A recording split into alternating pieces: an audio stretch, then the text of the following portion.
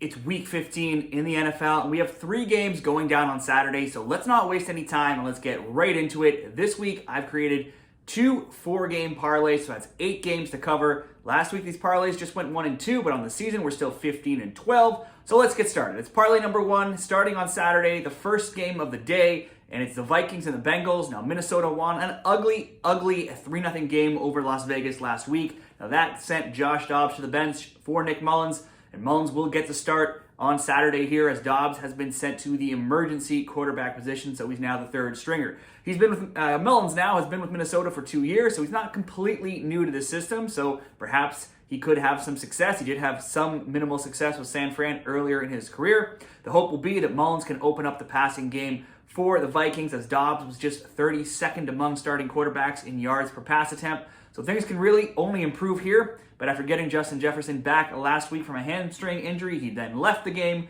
with a chest injury and is still questionable to play this week. The Vikings are 7-4-2 ATS overall. On the road, Minnesota have the best against the spread record at 5-0-2. They're 2-0-1 as an away underdog, and they're 4-1-1 as a dog in any situation this year.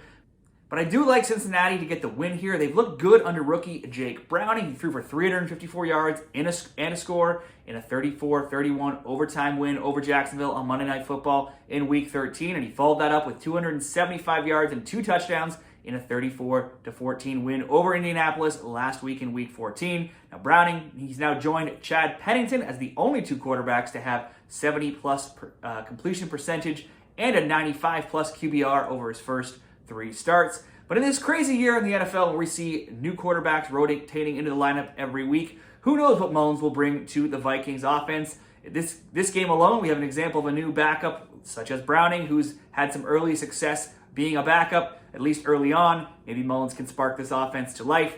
So where I'm going with this is, even though I think Cincinnati could be the play for the win, we can flip Cincinnati from a 3-point favorite all the way to plus 8.5 and hope for, if they do lose the game, just not to get blown out. If we look at the Vikings wins, they've come by just 3, 8, 3, 14, 5, 6, and 8 points this season. So only once would they have won by more than 8 points. So let's kick it off with Cincinnati plus 8.5. Next up is the Broncos and the Lions. That's the third game on Saturday. Despite Denver's defense improving in recent weeks, if we look at their overall stats, they're still 24th versus the pass, 32nd versus the run. They've also allowed the 2nd most receptions and receiving yards to tight ends. They've also given up the 4th most receptions and the 7th most receiving yards to running backs. But then in the last 3 weeks, Denver has allowed the 3rd best opponent completion percentage at just 52.68%. But Detroit's defense has fallen off of a cliff of late, going the absolute opposite route. They've given up 28, 28, 29, 26, 38, 14, and 38 points in their last 7 games. And they're just 21st in defending receiving running backs 2 in yards per game, which is something Denver loves to do with Samari Pirine and Javonte Williams. So both teams could have some success with their running games here. Denver had won 5, then they lost 1. They got back to winning ways over the Chargers last week, although they were playing much of that game against a backup in Easton Stick.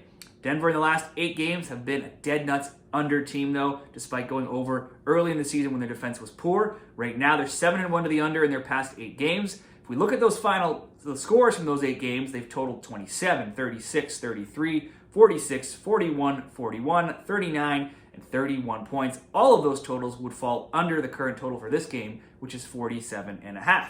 But then if we look on the Detroit side of things, they're 4-1 to the over in their past 5. Their recent scores have totaled 79, 57, 51, 61, and 41.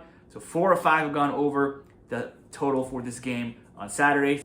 So we have a lot of conflicting stats here. I think we should get some form of points one way or another. Not sure if they both combine for enough to go over or under. I would lead Denver on the spread of plus 4.5, or I also think teasing Denver up into a plus 10.5 or 14.5 range would also be good. I certainly think we can see at least 10 points from both teams. That won't pay much, but it will just bump up this parlay just slightly. If you want to be a little more adventurous, you could go both teams to score at least 2 or more touchdowns. Third game in this parlay will be Chiefs and the Patriots. Now, things aren't looking good for the Chiefs right now. They've lost back-to-back games. It was 20-17 versus Buffalo and 27-19 versus Green Bay. They've also lost 3 of 4 and 4 of 6. That only win in their past 4 was also against Las Vegas, and last week's loss snaps the Chiefs' perfect 10-0 mark after a loss.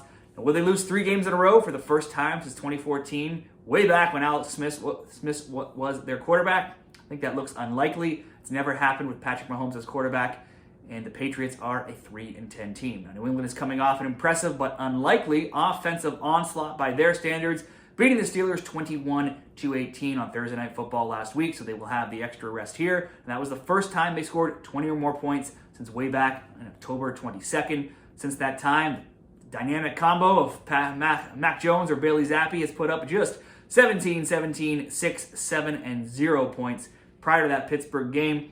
And those 21 points that they put up all came in the first half. So I'm not sure if we can really think that things have changed in New England just because of one decent half from Bailey Zappi. And when KC has won this year, they've won by an average 11.88 points per game. Those wins have come by 8, 31, 3, 7, 11, 14, 7, and 14. So they are capable of certainly winning by the 8 points they are favored by here if they do put their minds to it. I think they're going to take their frustrations out. We saw them very frustrated after that offside call last week. This looks like a great opponent for them to get back into the win column against. We'll go Chiefs to win here.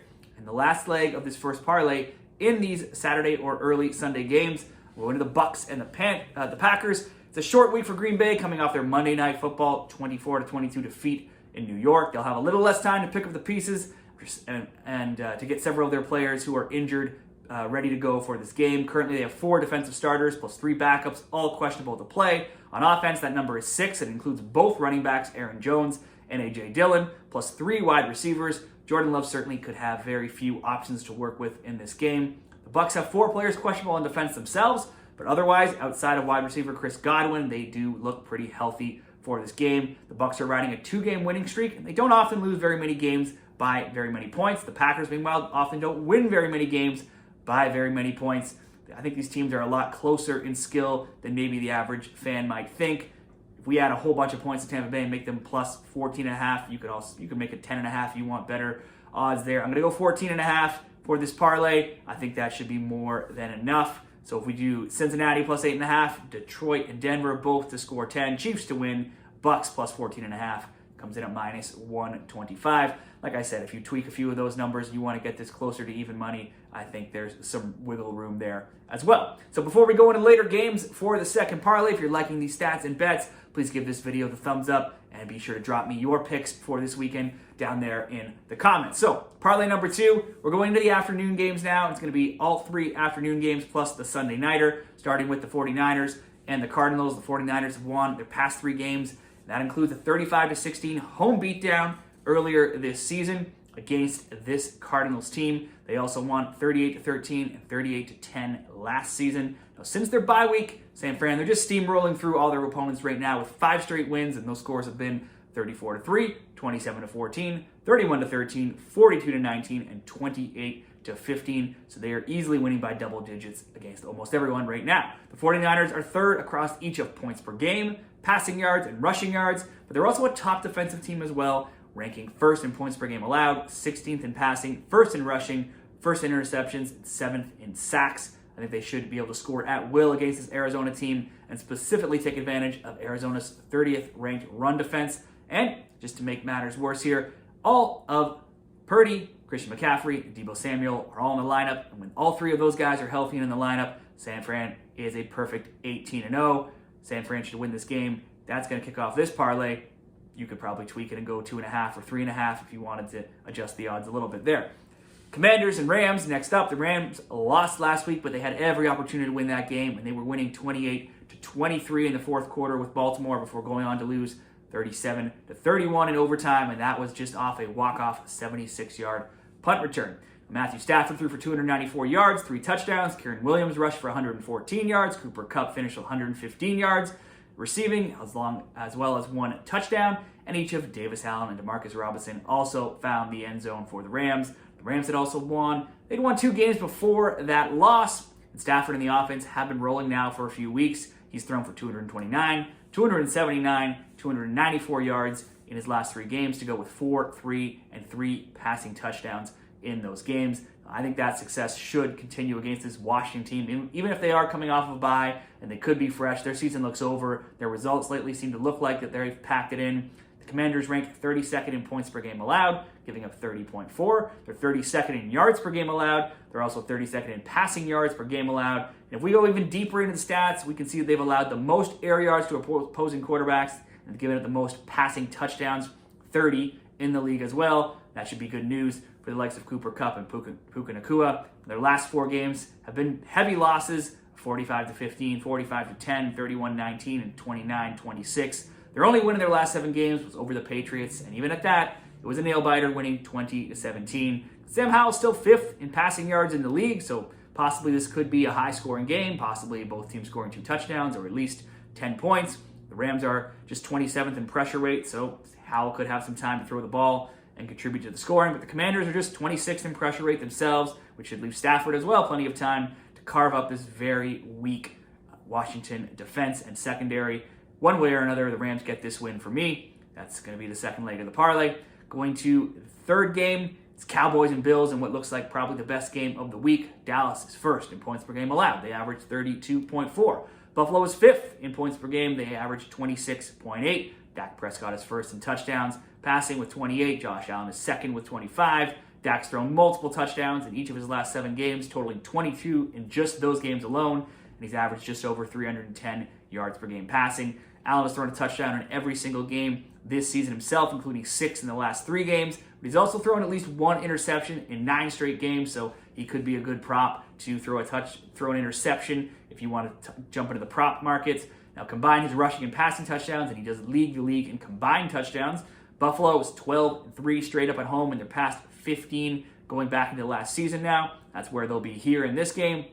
But Dallas is a league best 32-15 ATS since the start of 2021. Now, if we look at Dallas's scores, they've scored 33, 41, 45, 33, 49, 23, and 43 points in their last 7 games. If we look at that prop of both teams to score at least 2 or more touchdowns, it's hitting 6 of the last 7 Buffalo games. The one game that it didn't, it was when the Jets only put up 6 points. So the Jets are pretty bad. They don't score many points ever. So anytime Buffalo's played a team that can score recently, that prop is hit. I think Dallas would be a great play in a teaser here. I don't see either of these teams blowing the other out. Dallas is the underdog by 2 points. You could easily include them up to, say, 10.5 points in a teaser. But I certainly do think we'll see at least 2 touchdowns from both teams here. That's what we'll do here.